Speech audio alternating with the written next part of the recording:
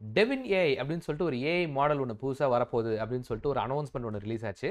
So இது வந்து என்ன சொல்கிறாங்கன்னா, it's a world's first AI software engineer அப்படின்றாங்க. அதாவது ஒரு சாஃப்ட்வேர் இன்ஜினியர் என்னென்ன வேலைலாம் செய்வாரோ அந்த வேலை எல்லாத்தையுமே இந்த ஏஐ மாடல் செய்யும் அப்படின்னு அவங்க சொல்கிறாங்க.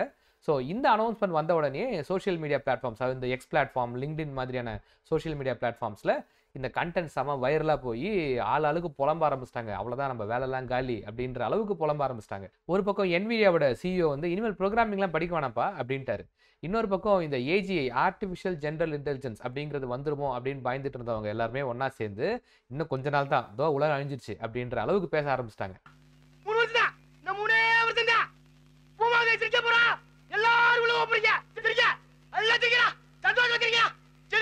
ஸோ இந்த வீடியோவில் இந்த டெவின் ஏஐனா என்ன, உண்மையாகவே இது சாஃப்ட்வேர் இன்ஜினியர்ஸோட வேலையை பறிச்சுக்குமா அப்படிங்கிறத பற்றி நம்ம டீட்டெயிலாக பார்க்க போகிறோம். ஸோ வாங்க வீடியோக்குள்ளே போகலாம். நான் உங்கள் ராஜவசந்தன். இது each one teach one.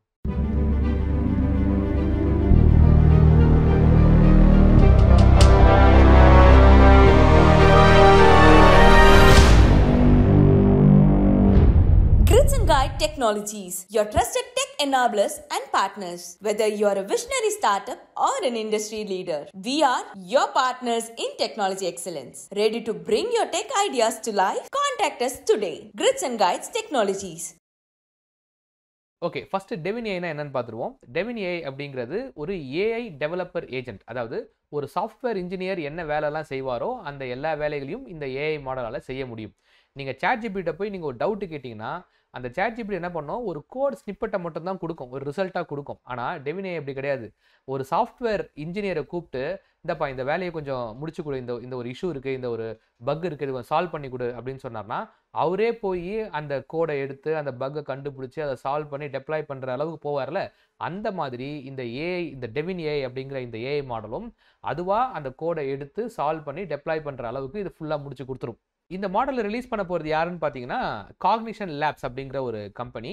So இந்த கம்பெனி எங்கே இருந்தாங்கன்னே தெரில, திடீர்னு வந்தாங்க, ஒரு அனௌன்ஸ்மெண்ட் கொடுக்குறாங்க. பார்த்தா அது எக்ஸ் பிளாட்ஃபார்மில் ரொம்ப வைரலாக போயிட்டு இருந்துச்சு.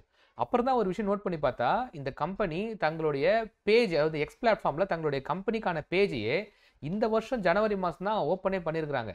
ஸோ எங்கேருந்து வந்தாங்கன்னு தெரில, திடீர்னு வந்தாங்க, ஒரு அனௌன்ஸ்மெண்ட்டை கொடுத்தாங்க. அதுக்கப்புறம் ஒரு டெமோ காட்டுற மாதிரி ஒரு வீடியோ ஒன்று கொடுத்தாங்க. பார்த்தா இந்த கண்டென்ட் வைரல் ஆகி எல்லாரும் எடுத்து இதை பேச ஆரம்பிச்சிட்டோம். இந்த கம்பெனி கிளைம் பண்ணுறது என்னன்னு பார்த்தீங்கன்னா, தங்களுடைய இந்த டெவின் அப்படின்ற இந்த மாடல் வந்து எஸ்டபிள்யூ பெஞ்ச்மார்க்கில் 13.8% ஸ்கோர் பண்ணியிருக்கு அப்படின்னு சொல்கிறாங்க. எஸ்டபிள்யூ பெஞ்ச்மார்க்னா என்னென்னா, ஒவ்வொரு ஏஐ மாடலும் எந்த அளவுக்கு நல்லா பர்ஃபார்ம் பண்ணுது அப்படிங்கிறத மெஷர் பண்ணுறதுக்கான ஒரு பெஞ்ச்மார்க் தான் இந்த எஸ்டபிள்யூஇ பெஞ்ச்மார்க் அப்படிங்கிறது. ஸோ என்ன பண்ணுவாங்கன்னா, கிட்டப்பில் இருக்கிற இஷ்யூஸ் எல்லாத்தையும் எடுத்து இந்த ஏஐ மாடலை சால்வ் பண்ண வைப்பாங்க. எந்த மாடல் நல்லா சால்வ் பண்ணுதோ அந்த மாடல் வந்து அதிகமாக ஸ்கோர் பண்ணும். ஸோ இப்போதைக்கு கிளாட் 2 அப்படிங்கிற ஒரு மாடல் தான் வந்து அதிகமாக ஸ்கோரிங்கில் இருக்குது. விச் இஸ் 4.80% வந்து அது நல்லா சால்வ் பண்ணுது அப்படிங்கிறது இப்போ ஆல்ரெடி கிளாட் 2ன்றது இருக்குது. ஆனால் இந்த கம்பெனி, இந்த டெவின் ஏஐ அப்படிங்கிற இந்த மாடல் என்ன சொல்கிறாங்க அப்படின்னா, இவங்க 13.80% வந்து எங்களுடைய மாடல் வந்து இந்த கிட்டப் இஷ்யூஸை சால்வ் பண்ணுது அப்படின்றாங்க. சாட்ஜிபிட்லாம் பார்த்தீங்கன்னா 1% கூட ஃபுல்லாக சால்வ் பண்ணாது. இந்த மாதிரி ஒரு டூல் வரும்போது இண்டஸ்ட்ரி இதை எப்படி அடாப்ட் பண்ணுது அப்படிங்கிறத பார்க்கும்போது தான் யார் யாருக்கெல்லாம் வேலை போகும், எந்தெந்த மாதிரியான வேலை வாய்ப்புகள்லாம் புதுசாக உருவாகும் அப்படிங்கிறத ஓரளவுக்கு நம்மளால சொல்ல முடியும். அந்த வகையில் இதை ரெண்டு விதமாக பார்க்கலாம். ஒன்று வந்து இன்வெஸ்டர்ஸ்னுடைய பாயிண்ட் ஆஃப் வியூ, இன்னொன்று வந்து டெவலப்பர்ஸனுடைய பாயிண்ட் ஆஃப் வியூ. இன்வெஸ்டர்னுடைய பாயிண்ட் ஆஃப் வியூ எப்படி இருக்கும் அப்படின்னா, ஒரு கம்பெனியில் அவங்க இன்வெஸ்ட் பண்ணுறாங்க அப்படின்னா இந்த மாதிரியான ஒரு டூல்ஸ்லாம் இருந்தால் தான் நான் இன்வெஸ்ட் பண்ணுவேன் அப்படின்னு அவங்க சொல்கிறாங்கன்னா வேறு வழியே இல்லை, கம்பெனியும் என்ன பண்ணணும், இந்த மாதிரியான டூல்ஸை அவங்க உள்ள இன்கார்பரேட் பண்ணுவாங்க. யூஸ்வலாக ஒரு ஸ்டார்ட் அப் எப்படி வேலை செய்யும் அப்படின்னா, இப்போ நம்மகிட்ட ஒரு ஸ்டார்ட் அப் ஐடியா இருக்குது அப்படின்னா அதை எடுத்துகிட்டு போய் நம்ம ஒரு இன்வெஸ்டர்கிட்ட பிச் பண்ணுவோம். அந்த இன்வெஸ்டர் அந்த ஐடியா பிடிச்சிருந்தது அப்படின்னா அவங்க நம்ம கம்பெனி மேலே இன்வெஸ்ட் பண்ணுவாங்க.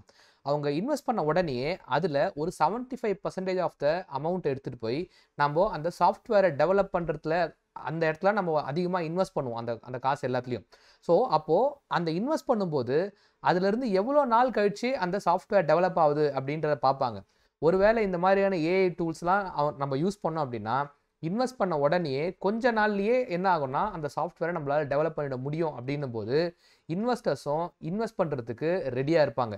ஏன்னா அவங்களுடைய ரிட்டர்ன் ஆஃப் இன்வெஸ்ட்மெண்ட் அவங்களுக்கு சீக்கிரமாக கிடைக்குது. ஸோ எக்ஸ்பர்ட்ஸோட ஒப்பீனியன் என்ன அப்படின்னா, இந்த 1% 1 மில்லியன் கம்பெனி அப்படின்னு சொல்லிட்டு ஒரு கான்செப்ட் இருக்குது. அதாவது ஒரே ஒரு டெவலப்பர் ஆர் ஒரு டீம் ஆஃப் ஒரு சின்ன டெவலப்பர்ஸ் ஒன்றா சேர்ந்து ஒரு சின்ன சாஃப்ட்வேரை உருவாக்குவாங்க. அந்த சாஃப்ட்வேர் இன்டர்நேஷ்னல் லெவலில் ஏற்கனவே பெரிய பெரிய எம்என்சி கம்பெனிஸ் கூடலாம் போட்டி போடுற அளவுக்கு அந்த சாஃப்ட்வேர் வந்து பர்ஃபார்ம் பண்ணும் அப்படிங்கிற அளவுக்கு அவங்களால டெவலப் பண்ண முடியும். எப்படி டெவலப் பண்ண முடியும்னா இந்த மாதிரியான ஏஐ டூல்ஸை வச்சு தான். ஸோ ஒரே ஒரு பர்சன், அந்த பர்சன் ஏஐ டூலை வச்சு ஒரு சாஃப்ட்வேர் டெவலப் பண்ணுவார். அந்த சாஃப்ட்வேர் பெரிய பெரிய கம்பெனிகள் கூடலாம் போட்டி போடும் அண்ட் மில்லியன் கணக்கில் அது ரெவன்யூ ஜென்ரேட் பண்ணும். அப்படிங்கிற மாதிரியான ஒரு கம்பெனி உருவாகிறதுலாம் இன்னும் ரொம்ப நாள்லாம் இல்லை, கூடிய சீக்கிரம் அந்த மாதிரியான கம்பெனிகள்லாம் வரதான் போகுது. ஸோ இன்வெஸ்டர்ஸை பொறுத்த வரைக்கும் இந்த மாதிரியான டூல்லாம் அவங்களுக்கு ஒரு நல்ல விஷயங்கள் தான். இன்னொரு பக்கம் டெவலப்பர்ஸ் இந்த மாதிரியான ஏஐ டூல்ஸை ரெண்டு தான் பார்க்குறாங்க. ஒன்று வந்து இதை பார்த்து பயப்படுறாங்க, ஐயோ நம்மளோட வேலை போயிடுமே அப்படின்னு பயப்படுறாங்க. இன்னொரு பக்கம் இதை பார்த்து ரொம்ப கேர்லெஸ்ஸாக இருக்காங்க, அட விடுப்பா என்னைக்கா இருந்தாலும் நாம தான் உட்காந்து கோட் அடிக்கணும், அதெல்லாம் ஒன்றும் பண்ணாது அப்படின்னு ரொம்ப கேர்லெஸ்ஸாக இருக்காங்க. இது ரெண்டுமே தப்பு அப்படிங்கிறது தான் நான் சொல்ல வர்றது. ஹியூமன் இன் த லூப் அப்படின்னு சொல்லிட்டு ஒரு கான்செப்ட் இருக்குது. என்னன்னா ஒரு ப்ராசஸ், ஒரு சாஃப்ட்வேரை ஒரு இடத்துல ஆரம்பித்து ஒரு இடத்துல முடிக்கிறோம் அப்படின்னா இந்த ஓவரால் ப்ராசஸில் எங்கெங்கெல்லாம் ஏஐயை ஃபிட் பண்ணி அதுக்கிட்ட ஒரு வேலையை கொடுத்து வாங்கி திருப்பி நாம் ஒரு வேலை செஞ்சு திருப்பி ஏஐ கிட்ட கொடுத்து வாங்கி அதை முடிக்க முடியுமோ அந்த மாதிரியான இடங்கள்லாம் ஐடென்டிஃபை பண்ணி அங்கெல்லாம் ஏஐயை ஃபிட் பண்ணி அந்த வேலையை ரொம்ப சீக்கிரமாக முடிக்கிறது எப்படி அப்படின்னு தான் ஆஸ் அ டெவலப்பராக நம்ம பார்க்கணுமே தவிர இதை பார்த்து நம்ம பயப்படக்கூடாது. உதாரணத்துக்கு இப்போ என்னோட பர்சனல் எக்ஸ்பீரியன்ஸ் எடுத்துக்கிட்டிங்க அப்படின்னா கிட்டப் கோபைலட் வந்ததுக்கு அப்புறமா என்னுடைய வே ஆஃப் ப்ரொடக்டிவிட்டி அப்படிங்கிறது கொஞ்சம் இம்ப்ரூவ் ஆயிருக்கு. அதாவது நான் ஒரு விஷயத்தை 4 மணி நேரத்தில் முடிக்கிறேன் அப்படின்னா இந்த கோபைலட்னுடைய ஹெல்ப்போட என்னால் ஒரு 3 மணி நேரத்தில் முடிக்க முடியுது. ஏன் அப்படின்னா அந்த இடத்துல நான் வந்து ஒரு ஏஐயோடைய அசிஸ்டண்ட்டை யூஸ் பண்ணுறேன். ஸோ இந்த மாதிரி எங்கெங்கெல்லாம் உங்களால் ஒரு ஏஐயோட அசிஸ்டண்ட்டை யூஸ் பண்ண முடியுமோ அங்கெல்லாம் யூஸ் பண்ணி எந்தெந்த விஷயங்கள்லாம் ரொம்ப ரிப்பீட்டடான ஒர்க்கோ அதெல்லாம் ஐடென்டிஃபை பண்ணி அந்த விஷயத்தெல்லாம் நீங்கள் ஏஐ வச்சு முடிக்க வச்சிங்க அப்படின்னா உங்களுடைய ப்ரொடக்டிவிட்டியும் இம்ப்ரூவ் ஆகும். உதாரணத்துக்கு டெஸ்ட் கேஸ் எழுதுறது, டாக்குமெண்டேஷன் எழுதுறது, இதெல்லாம் ஒரு ரிப்பீட்டடான ஒர்க். இதெல்லாம் உட்காந்து நீங்கள் ஏன் செஞ்சுட்டு இருக்கீங்க, அதெல்லாம் ஒரு ஏஏ பண்ணிட்டு போவோமே அப்படிங்கிறத நான் சொல்ல வர்றது. நம்ம நல்லா புரிஞ்சிக்க வேண்டிய ஒரு விஷயம் என்ன அப்படின்னா சாஃப்ட்வேர் டெவலப்பரான நமக்கு தான் ஒரு சாஃப்ட்வேரை எண்ட் டு எண்ட் எப்படி முடிக்கணும் அப்படிங்கிறது தெரியும்.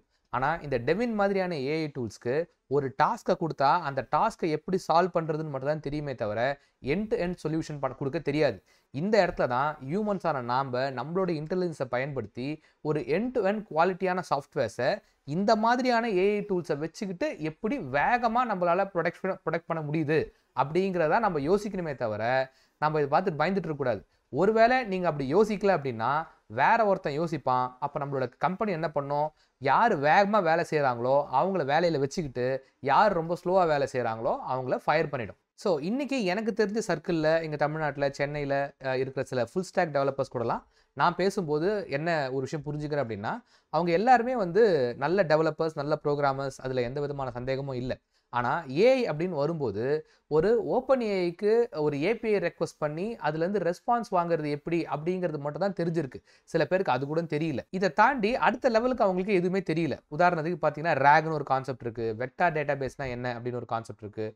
அதுக்கப்புறம் ஒரு ஏஐ மாடலுடைய மெமரியை மேனேஜ் பண்ணுறது, ஒரு ஏஐ ஏஜென்ட்னா என்ன, இந்த மாதிரியான விஷயங்கள்லாம் அவங்க கற்றுக்க ஆரம்பித்தாலே நம்மளோட வேலை வந்து வேறு யாராவது பறிச்சுப்பாங்களோ, இந்த ஏஐ வந்து இதை நம்மளோட வேலையை எடுத்துருமோ அப்படிங்கிற பயம்லாம் இல்லாமல் ரொம்ப கான்ஃபிடண்ட்டாக அவங்களால வேலை செய்ய முடியும். சிம்பிளாக சொல்லணும்னா AI will not replace you, a person using AI will replace you. Thanks for வாட்சிங். இந்த வீடியோ உங்களுக்கு பிடிச்சிருந்ததுன்னா ஈச் ஒன் டீச் ஒன் அப்படிங்கிற இந்த சேனலுக்கு சப்ஸ்கிரைப் பண்ணுங்கள். இந்த மாதிரி நிறைய வீடியோஸை நீங்கள் பார்க்கணும் அப்படின்னா பக்கத்துலேயே ஒரு பெல் ஐக்கான் இருக்கும், அதை கிளிக் பண்ணிங்கன்னா உங்களுக்கான இமீடியட் நோட்டிஃபிகேஷன்ஸ் வரும். அண்ட் உங்களுடைய ஃப்ரெண்ட்ஸுக்கு இந்த வீடியோவை ஷேர் பண்ணுங்கள். தேங்க்யூ.